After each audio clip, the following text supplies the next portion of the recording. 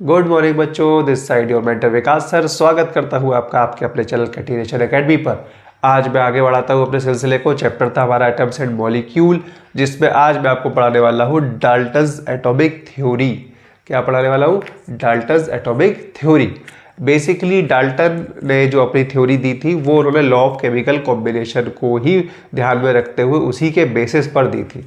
ठीक है, 1808 में ये जो जॉन डाल्टन थे, इन्होंने इस थ्योरी को दिया था। और पता है आपको, जॉन डाल्टन पहले एक स्कूल टीचर हुआ करते थे, फिर धीरे धीरे दो चीज़ों को में इंटरेस्ट था, तो फिर उसके बाद वो धीरे धीरे चीज़ों को आगे बढ़ाते गए, अपनी क्यूरियोसिटी को आगे बढ़ाते गए, और जाके वो एक बहुत बड़े साइंटिस्ट बने आगे जाके। तो ऐसा नहीं है कि कोई व्यक्ति छोटी जगह पर है तो वो कुछ बड़ा नहीं कर सकता। हम सब कुछ ना कुछ बड़ा कर सकते हैं, बस हमारे अंदर वो जज्बा, वो सोच और वो थिंकिंग स्किल्स होने चाहिए, जो कि जो जॉन डाल्टन में थे, है ना। तो भाई एक स्कूल टीचर से एक ग्रेट साइंटिस्ट बनने तक का सफ़र उन्होंने तय किया था, बस वही आपको भी तय करना है। अपन स्टार्ट करते हैं अपनी जर्नी को। तो सबसे पहला पॉइंट हमें लिख देता हूँ, किसने दी थी? जॉन डाल्टन ने दी थी, इसलिए इसको अपन डाल्टन्स एटॉमिक थ्योरी बोलते हैं। तो गिवन बाय डाल्टन इन 1808। ठीक है, इस theory is based on his theory is based on या was based on laws of chemical combination. और केमिकल कॉम्बिनेशन में जो मैंने लॉज आपको पढ़ाए थे वो जस्ट मेरे पिछले वीडियो में है, तो नहीं देखा है तो पहले जाके वो देखो, तभी आपको यहाँ पर कुछ चीज़ें पल्ले पड़ेगी। ठीक है, लॉज ऑफ केमिकल कॉम्बिनेशन। अब इन्होंने जो चीज़ें की उस पर उन्होंने कुछ पॉस्टुलेट्स दिए थे। क्या दिए थे? पॉस्टुलेट्स। तो इनके कुछ मेन पॉस्टुलेट्स हैं, वो हम देख लेते हैं। ठीक है, तो सबसे तो इन्होंने पहले ये बोला कि जितना भी मैटर है, जो भी मैटर है, चाहे वो किसी भी स्टेट में हो, ठीक है, वो बना है छोटे छोटे एक्सट्रीमली स्मॉल पार्टिकल से, जिसका नाम है एटम। ठीक है, तो पहला पॉस्टुलेट था matter is made up of extremely small particles. Extremely small particles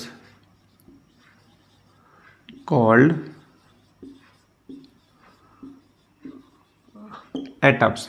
अभी जो एटम थे इनको फर्दर आप डिवाइड नहीं कर सकते, मतलब can neither be created nor be destroyed, इनका ऐसा मानना था।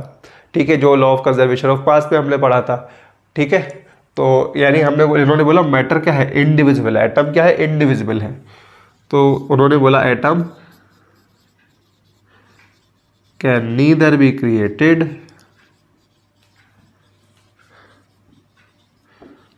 nor be destroyed. That is, it is indivisible, जो आगे डिवाइड नहीं हो सकता। इनडिविजिबल क्या है भैया? ये इनडिविजिबल है। अब एक और पोस्टुलेट था, इन्होंने बोला कि जो सेम काइंड ऑफ एटम होंगे, एक ही तरह के एटम्स होंगे, जब वो कंबाइंड होंगे उनके मासेस भी सेम होंगे, उनके साइज भी सेम होंगे, उनके शेप भी सेम होंगे, और उनकी केमिकल प्रॉपर्टीज भी क्या होंगी? सेम होंगी। इसी तरह उन्होंने एक और पोस्टुलेट दिया, उन्होंने बोला कि डिफरेंट एलिमेंट्स कंबाइंड होंगे तो उनके मास भी डिफरेंट होंगे, प्रॉपर्टी डिफरेंट होगी, साइज डिफरेंट होगा। तो देयर आर टू पोस्टुलेट्स। ठीक है, जो मैं अब लिखवा रहा हूं, क्या? Atoms of same elements, atoms of same elements have same mass, same size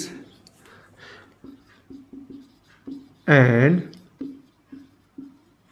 same chemical properties and same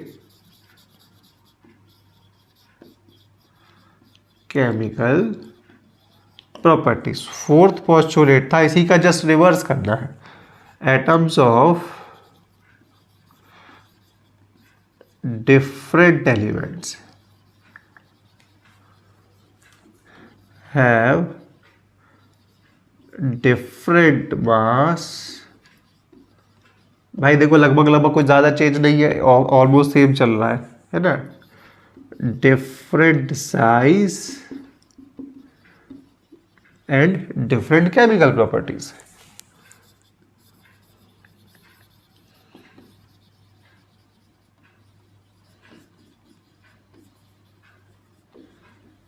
and different chemical properties, ठीक है। अब इन्होंने यार एक चीज़ और बोली, इन्होंने बोला कि सेम काइंड ऑफ एटम जब आपस में जुड़ेंगे तो हमेशा सिंपल होल नंबर रेशियो में ही कंबाइन होंगे। तो फिफ्थ पोस्टुलेट है हमारा, atoms of same element, same और डिफरेंट एलिमेंट, सेम अपन ऐसे लिखते हैं different element, atoms of different elements always combine together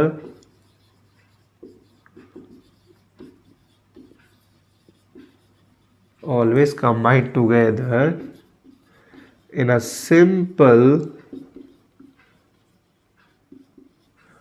whole number ratio। क्या है? सिंपल होल नंबर रेशियो, मतलब जैसे 1:2:3, 1:2, 1:1:1, 1:2:1, है ना। यानी सिंपल होल नंबर रेशियो आना चाहिए।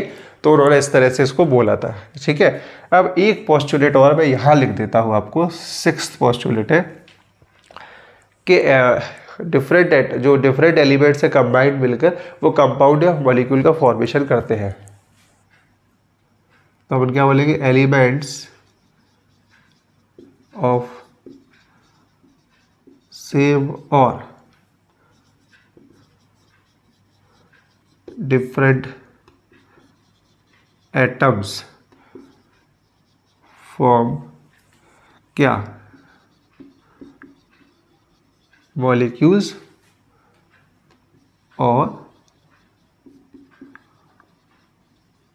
कंपाउंड्स, मॉलिक्यूल्स और कंपाउंड्स, ठीक है। तो ये आपके 6 पोस्टुलेट्स हैं, they are very important postulates. अब इन्हीं के बारे में हमको इनकी ड्रॉबैक्स क्या है। देखो डाल्टन ने अपनी एक थ्योरी दे दी, अब इस थ्योरी के बाद कुछ ड्रॉबैक्स भी थे जो इनके हर स्टेटमेंट पर कुछ ना कुछ लिमिटेशंस लेकर आए और बाद में ये थ्योरी फिर फेल हो गई, ठीक। तो आप इन्हें नोट करिए, अपन ड्रॉबैक्स करते हैं फिर। देखो डाल्टन की लिमिटेशंस क्या क्या थी। लिमिटेशन में सबसे पहले उसने बोला था कि एटम क्या है, इनडिविजिबल है। एटम क्या है, इनडिविजिबल है। बट फर्दर स्टडीज हुई, जब साइंटिस्ट ने स्टडीज की तो उन्होंने कहा कुछ फंडामेंटल पार्टिकल्स है जो एटम में पाए जाते हैं, जिनका नाम था इलेक्ट्रॉन, प्रोटॉन एंड न्यूट्रॉन। देखो भाई ये थी जो है, these are the fundamental particles. NTSC previous year question है कि फंडामेंटल पार्टिकल्स कौन कौन से होते हैं। तो दैट इज इलेक्ट्रॉन, प्रोटॉन और न्यूट्रॉन, जिनसे मिलकर के क्या होता है, एटम बना होता है। तो पहला क्या माना गया था कि एटम क्या है, इनडिविजिबल है। क्या है, एटम इज इनडिविजिबल। तो अपन ऐसे लिख सकते हैं, इट वॉज कंसिडर्ड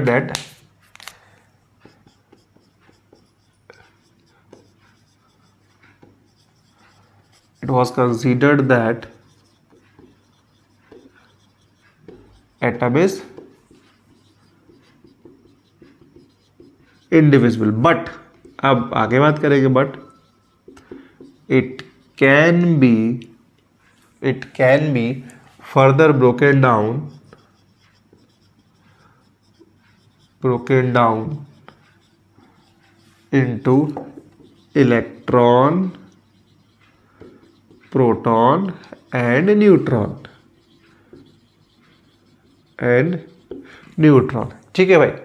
दूसरी प्रॉपर्टी क्या थी या दूसरा पोस्टुलेट क्या था कि सेम काइंड ऑफ एलिमेंट्स, है ना, उनके क्या होंगे, मासेस सेम होंगे। बट अब देखो यहां पर भी ड्रॉबैक आया। सेम काइंड ऑफ एलिमेंट्स, उन्होंने क्या बोला, क्या होंगे, सेम काइंड ऑफ एलिमेंट्स के सेम मासेस होंगे। बट यहाँ पर ड्रॉबैक क्या था, यहाँ पर ड्रॉबैक था आपका आइसोटोप्स, ठीक है। इनका क्या था, एटॉमिक नंबर तो सेम था बट एटॉमिक मासेस क्या हो गए, डिफरेंट हो गए। आइसोटोप्स वो होते हैं जिनके एटॉमिक नंबर तो सेम होते हैं बट एटॉमिक मासेस डिफरेंट होते हैं, जबकि इन्होंने बोला था कि सेम एटम्स के मासेस सेम होंगे, है ना। तो ड्रॉबैक क्या हो गया, एटम्स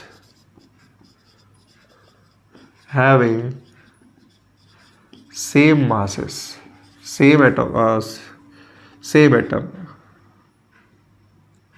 ऐसे लिखते हैं एलिमेंट्स हैविंग सेम एटम।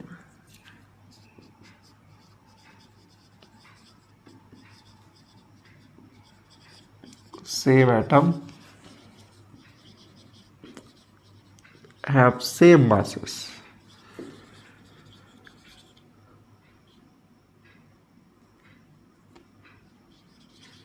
ठीक है, अब यहां पर लिमिटेशन क्या आती, but iso bars, sorry isotopes, isotopes है, बार नहीं, आइसोटोप्स। अब आइसोटोप्स में क्या होता है ये क्या रखते हैं, have same atomic number,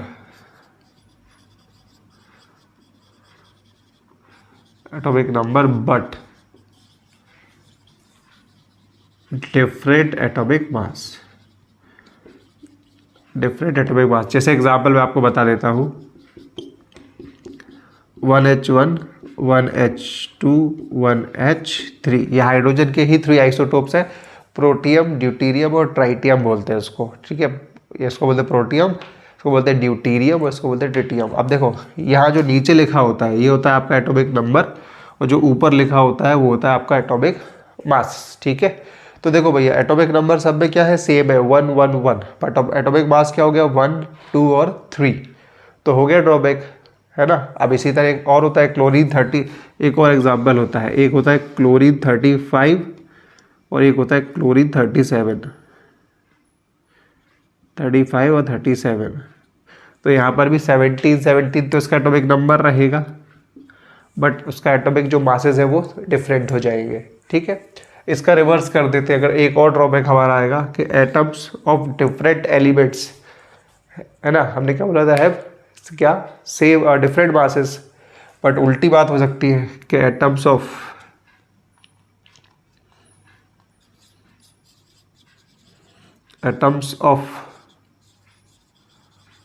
different elements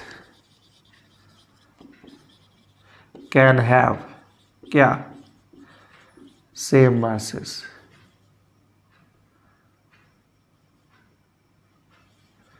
जैसे आपका एग्जाम्पल आइसोबार्स, क्या हो गया आपका example isobars.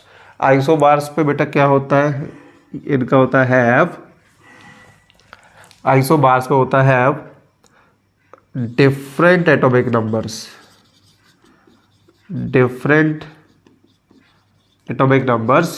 But same atomic masses, अरे यार मास में क्या हो रहा है आज तो। ठीक है, जैसे एग्जांपल अगर मैं बात करूँ तो 18 AR40, 19 K40 और 20 CA40, ये क्या है, ये एक ग्रुप है किसका, आइसोबार्स का, जिसमें देखो एटॉमिक नंबर अब क्या हो गए, डिफरेंट हो गए, पर एटॉमिक मास क्या है बेटा, सेम है, एटॉमिक मास क्या है, सेम है। ठीक है, बोलो यहाँ तक क्लियर हुआ आपको। फोर्थ पोस्टुलेट था हमारा, एक पोस्टुलेट था कि जो भी एलिमेंट्स होंगे वो कंबाइंड होंगे, वो सिंपल होल नंबर रेशियो में ही कंबाइंड होंगे, है ना भाई। हम कह सकते हैं कि atoms of different elements may not be, या may or may not be, elements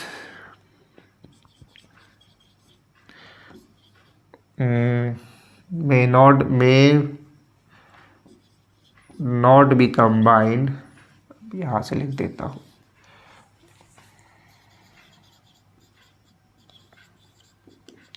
in a simple whole number ratio,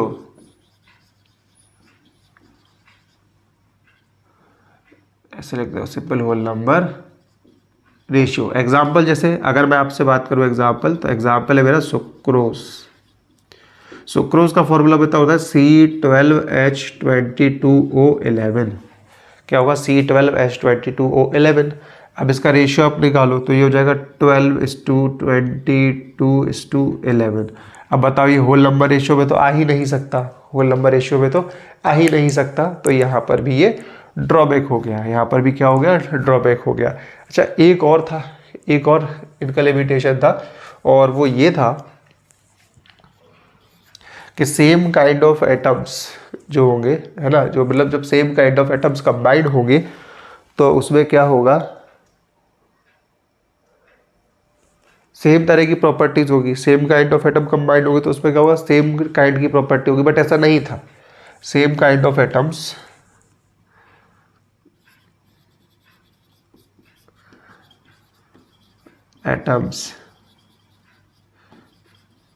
may have different properties। अब बताते हैं कैसे।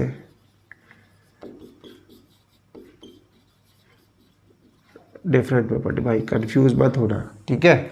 अब इसको समझो, जैसे सपोज मेरे पास एक है एटम कार्बन का है, क्या है, कार्बन का एटम है। अब कार्बन में हमें अगर एक चीज़ पढ़ी हो, एलोट्रॉप्स होते हैं। क्या होते हैं, एलोट्रॉप्स एक्चुअल में क्या होता है, उनकी केमिकल तो सेम होगी, मतलब एक ही एलिमेंट से मिलकर एक ही टाइप बने हैं, बट उनकी फिजिकल प्रॉपर्टीज़ क्या हो सकती है, वो डिफरेंट हो सकती है। तो कार्बन में अपना एक होता है डायमंड, ना डायमंड, एक होता है ग्रेफाइट और एक होता है फ्लोरीन। ये आप क्लास 10 में पढ़ेंगे, क्या आप क्लास 10 में पढ़ने वाले हैं इसको, ठीक है। तो अब क्या हो गया भाई, बने तो सारे के सारे कार्बन से ही हैं, तीनों की प्रॉपर्टी लेकिन क्या होती है, डिफरेंट होती है। They all three have different properties. तो बेटा ये सारे के सारे जो थे ड्रॉबैक्स थे आपके किसके, किसके, डाल्टन्स एटॉमिक थ्योरी के लिए। और इसी की वजह से फिर बाद में आगे जाकर ये डाल्टन्स की जो एटॉमिक थ्योरी है वो फेल हो गई थी, ठीक है। तो आज के वीडियो में हम इतना ही रखने वाले हैं। कल मिलते हैं एक नए वीडियो के साथ जिसमें मैं आपको पढ़ाऊंगा एटम। क्या पढ़ाऊंगा, एटम पढ़ाऊंगा। तो एटम पढ़ेंगे, एटम के बारे में जानेंगे, उसकी प्रॉपर्टीज़ के बारे में जानेंगे। तो stay connected with catenation academy. और अगर आपने मेरा वीडियो अब तक सब्सक्राइब नहीं किया है चैनल को तो प्लीज़ जल्दी से कर लीजिए, वीडियो को ज़्यादा से ज़्यादा शेयर कीजिए, सब्सक्राइब करिए भाई। सब्सक्रिप्शन हमारे अभी तक स्टेबल हो चुके हैं, हमें सब्सक्रिप्शंस को बढ़ाना है, तो अपन सबका मिशन है अभी ये। अपने ज़्यादा से ज़्यादा फ्रेंड्स के साथ शेयर करो, उनको इन वीडियोस का प्रॉफिट मिलना चाहिए, क्योंकि यहाँ पर हर वो चीज़ मिलेगी जो आपके क्लास 9th में आपके मार्क्स इंप्रूव करने में आपको हेल्प करेगा। Plus NTSE national talent search examination में आपको बताऊँगा कि क्वेश्चन डायरेक्ट कैसे आता है। कुछ नहीं पढ़ना आपको, कोई मेहनत नहीं करनी केमिस्ट्री में। विकास सर जितने क्वेश्चन बोल देंगे, जैसे पैटर्न पर बोल देंगे, वही पैटर्न पर NTSE में क्वेश्चन आएंगे। मैं फिक्स बोल रहा हूँ आपको। जैसे मैं आपको भी बताता हूँ, इस चैप्टर में मैं आपको थोड़ा सा एक हिंट करता हूँ। इस चैप्टर में अभी हमने क्या पढ़ा, एटम के बारे में पढ़ा है, ठीक है। अगले चैप्टर में हम जाएंगे, अब यहाँ पर जो जो आएंगे क्वेश्चन मैं बताऊँगा। अगले चैप्टर में हम जाएंगे इलेक्ट्रॉन, प्रोटॉन, न्यूट्रॉन के बारे में थोड़ी थोड़ी बात करनी है। तो अब इलेक्ट्रॉन की डिस्कवरी किसने की, प्रोटॉन की किसने की और न्यूट्रॉन की किसने की। तो अब आपके पास 3 होमवर्क है। आपको मेरे को कमेंट बॉक्स में बताना है who discovered electron, who discovered proton and who discovered neutron, ठीक है। तो जल्दी से मुझे कमेंट बॉक्स में बताइएगा, देखते हैं कौन कितना फास्ट मुझे आंसर करता है, यानी कौन कितना इंटेलिजेंट है। क्योंकि जितनी ज़्यादा आपकी इंटेलिजेंसी होगी उतना ही आप ज़्यादा ग्रो करोगे, ठीक है। तो मिलते हैं अपन अगले वीडियो में, तब तक लिए बाय।